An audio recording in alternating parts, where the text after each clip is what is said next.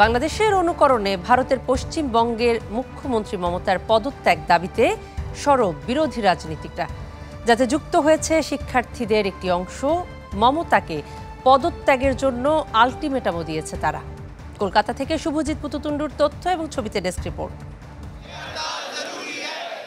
পশ্চিমবঙ্গের একটি হাসপাতালে ইন্টার্ন চিকিৎসককে ধর্ষণ, খুনের ঘটনায় বিক্ষোভ হয়েছে ভারত জুড়ে, যাতে 24 ঘন্টার কর্মবিরতি পালন করেন চিকিৎসকরা।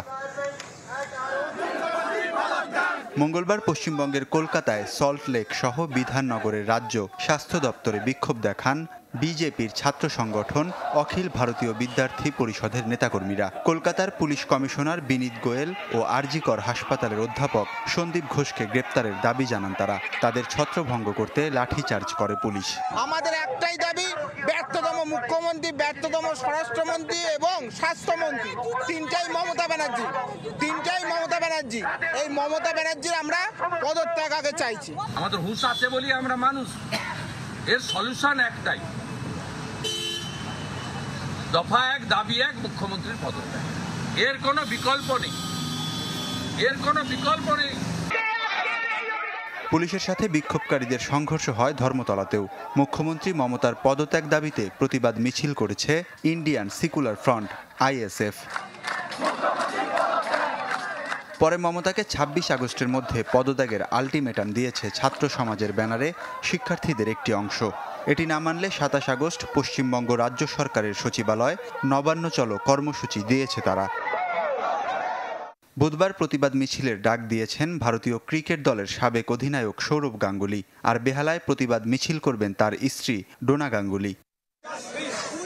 নারী চিকিৎসক ধর্ষণের ঘটনায় সুপ্রিম কোর্টে শুনানির প্রথম দিনেই চিকিৎসকদের সুরক্ষায় ন্যাশনাল টাস্ক ফোর্স গঠনের নির্দেশ দিয়েছেন আদালত।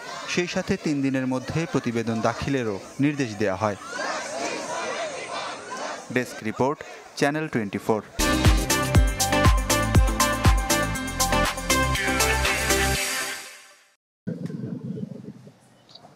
বলে রাখি, হাথরসের ঘটনা ভারতকে নাড়িয়ে দিয়েছিল। বাংলাদেশের মানুষও নিশ্চয়ই মনে আছে ধর্ষিতা নারীকে কিভাবে গোটা ঘটনা ধামাচাপা দিতে টায়ারের আগুনে জ্যান্ত জ্বালিয়ে দিয়েছিল, মানে একদম মৃতদেহ জ্বালিয়ে দিয়েছিল উত্তরপ্রদেশ পুলিশ। এবং যেই ঘটনার সম্পূর্ণ বিরোধিতা করেছিল সারা দেশ এক হয়েছিল ধর্ষিতার বিচারের দাবিতে। এবং সেখানে পশ্চিমবঙ্গ থেকে তৃণমূল কংগ্রেস তার প্রতিনিধি দল পাঠিয়েছিল গোটা ঘটনার বিচার চাইতে। আজকে পশ্চিমবঙ্গের মানুষ এই পশ্চিমবঙ্গের তৃণমূল কংগ্রেসের কাছে বিচার চেয়েছে। যখন এই ধর্ষিতা নারী, পশ্চিমবঙ্গের যে ধর্ষিতা নারী বিচার চাইছে, সেখানে বিচার পায়নি। উল্টে যখন সুপ্রিম কোর্ট একেবারে এই গোটা মামলা স্বতঃপ্রণীতভাবে মামলা আজকে তুলেছে, সেখানে কিন্তু পশ্চিমবঙ্গ সরকার কোটি টাকার আইনজীবী নিয়োগ করে গোটা ঘটনা আজকে পুরো মোড় ঘোরানোর চেষ্টা করেছিল। কিন্তু আজকে একটা জিনিস স্পষ্ট, এখানে কিন্তু একেবারে সুপ্রিম কোর্ট তারা কিন্তু যেভাবে আরজি করের যারা চিকিৎসক তাদের পাশে নিরাপত্তা দিয়েছে সেন্ট্রাল ফোর্স দিয়ে, পাশাপাশি আজকে কিন্তু সুপ্রিম কোর্ট সিবিআই কে আরো বেশি সক্রিয় হতে নির্দেশ দিয়েছে। সিবিআই এর কাছে 48 ঘন্টার মধ্যে রিপোর্ট সেটা দাবি করেছে। এই গোটা ঘটনাটা সুপ্রিম কোর্টের এই যে একেবারে এগিয়ে আসা এই ঘটনা কিন্তু যে আন্দোলনকে এটা কিন্তু আরো বেশি ত্বরান্বিত করেছে। এবং তারপরেই কিন্তু পশ্চিমবঙ্গের যে আন্দোলনকারীরা তারা কিন্তু মূলত এক দফা এক দাবি, মমতা ব্যানার্জির যে পদত্যাগ, সেই পদত্যাগের দাবিতে তারা কিন্তু আরো বেশি সোচ্চার হয়েছে। এবং এই যে ছাত্রদের যে দাবি, মূলত আন্দোলনকারীদের দাবি, সেখানে কিন্তু সমর্থন জুগিয়েছে বিজেপি, বাম, কংগ্রেস সহ বিরোধী সব দলের নেতা নেত্রীরা। এবং যেটা বলা হচ্ছে 26 তারিখ পর্যন্ত মমতা বন্দ্যোপাধ্যায়কে পদত্যাগের আলটিমেটাম দেওয়া হয়েছে। যদি তিনি 26 তারিখ পদত্যাগ না করেন, 27 তারিখ নবান্ন অর্থাৎ পশ্চিমবঙ্গের যে সচিবালয়, সেই সচিবালয়ে ঘেরাওয়ের ডাক দেওয়া হয়েছে। পশ্চিমবঙ্গের সচিবালয় হাওড়ায়, অর্থাৎ হাওড়ার ঠিক ওপারে। এখানেই কিন্তু সবাই বলছে যে ওই দিন গোটা কলকাতা কিন্তু হাওড়ার দিকে ধাবিত হবে এবং হাওড়ার দিক থেকেও কিন্তু একাধিক মিছিল নবান্নের অভিমুখে যাবে।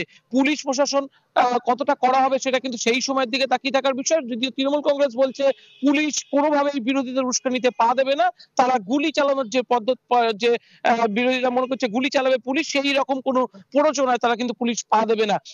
সব মিলিয়ে পশ্চিমবঙ্গের যে রাজনৈতিক পরিস্থিতি, এটা কিন্তু যত সময় যাচ্ছে সেটা কিন্তু উত্তপ্ত হচ্ছে। যদিও এখনো পর্যন্ত মুখ্যমন্ত্রী মমতা বন্দ্যোপাধ্যায়ের পক্ষ থেকে নতুন করে কোনো বিবৃতি আন্দোলনকে দমানোর বা তার মধ্যে থেকে কোনো অনুশোচনা বা অনুতপ্তের যে কোনো বার্তা, সেটা কিন্তু এখন আসেনি। কনা। শুভজিৎ, আপনাকে ধন্যবাদ।